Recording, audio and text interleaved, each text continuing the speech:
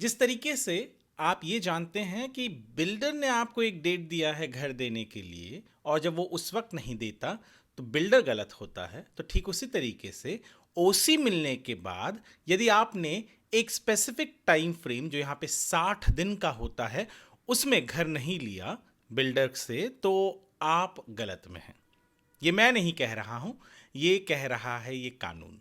तो ये कौन सा कानून है, आइए हम जानते हैं इस वीडियो में। बने रहिए हमारे साथ अंत तक। नमस्कार, मैं हूं वरुण सिंह और आप देख रहे हैं स्क्वायर फीट इंडिया।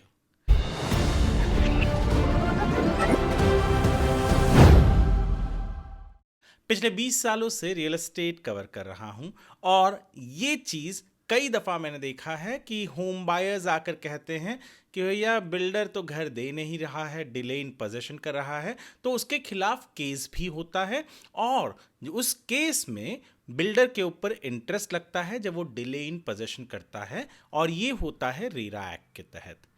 उसी रेरा में एक और प्रावधान है जो होम बायर्स के ऊपर यह निश्चित करता है कि ओसी मिलने के बाद और बिल्डर ने उन्हें बताने के बाद, यानी इंटीमेट करने के बाद कि बिल्डर को ओसी मिल गया है, अब होम बायर का फर्ज बनता है कि वो 60 दिन के अंदर वो घर ले ले, यानी घर का कब्जा ले ले या घर का पोजीशन ले ले। तो कौन सा है वो सेक्शन? दरअसल ये सेक्शन है 1910 ऑफ रेरा एक्ट। रेरा यानी real estate regulatory authority act जो है, ये कहता है कि इसका सेक्शन 1910 कहता है कि बिल्डर को जब ओसी मिल जाता है, यानी ऑक्यूपेंसी सर्टिफिकेट, यानी बिल्डिंग बनकर तैयार है, रहने लायक है, अब लोग वहाँ रह सकते हैं, ये सब कुछ जब तय हो जाता है, ओसी मिलने के बाद जब बिल्डर इंटीमेट करता है होम बायर को कि भैया ओसी मिल चुका है, आप आइए और पोजीशन लीजिए, तो होम बायर के पास 60 दिन का समय होता है कि वो आए और अपने घर का पोजीशन ले, उसमें रहने लगे।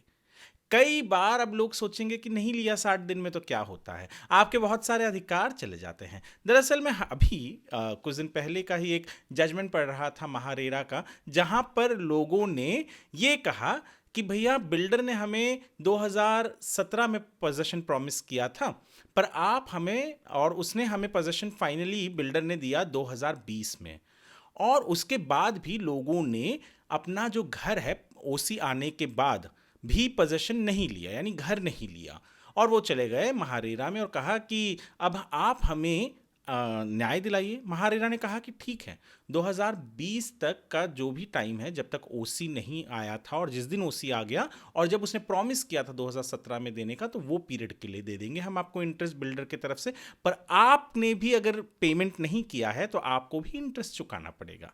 और उसके बाद वो लोग पहुंच गए ट्रिब्यूनल में, जो अपीलेट ट्रिब्यूनल है। अपीलेट ट्रिब्यूनल में उन्होंने ये कह दिया कि अब तक, यानी 2025 तक का आप हमें इंटरेस्ट दीजिए। अपीलेट ट्रिब्यूनल ने कहा कि ये तो सरासर गलत है।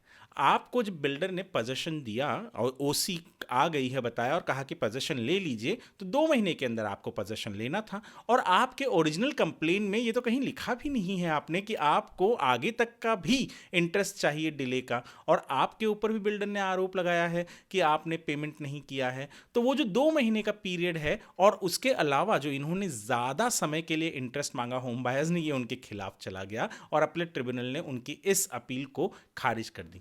एक हाईकोर्ट का ऑर्डर भी मैं पढ़ रहा था अभी कुछ महीने पहले का, उसमें भी हाईकोर्ट ने यह कहा कि एक होम बायर को जब डिले के बाद भी बिल्डर कहता है कि ओसी आ गई है और आप पोजीशन ले लीजिए, और वो 2 महीने के अंदर नहीं सोचता है और बहुत ज़्यादा टाइम लेता है, तो ये सही नहीं है। आपको 2 महीने का समय मिला है, आप डिसाइड कीजिए आपको उस प्रोजेक्ट में रहना है या निकलना है। निकलना है तो कैंसिलेशन डीड साइन कीजिए और निकल जाइए, पर बिल्डर को अटका के मत रखिए। तो ये 2 महीने की जो पीरियड है ये बहुत इंपॉर्टेंट है। इसके अलावा भी जब आपको 2 महीने के बाद से अगर आप पोजीशन नहीं लेते हैं और आप नहीं वहाँ जाते हैं रहने के लिए, आपके ऊपर एनीवे मेंटेनेंस तो चालू हो ही जाता है, आपको भरना ही है वो चीज़। उसके अलावा भी जो अलग चार्जेस होते हैं वो सब आपके ऊपर लागू हो ही जाता है।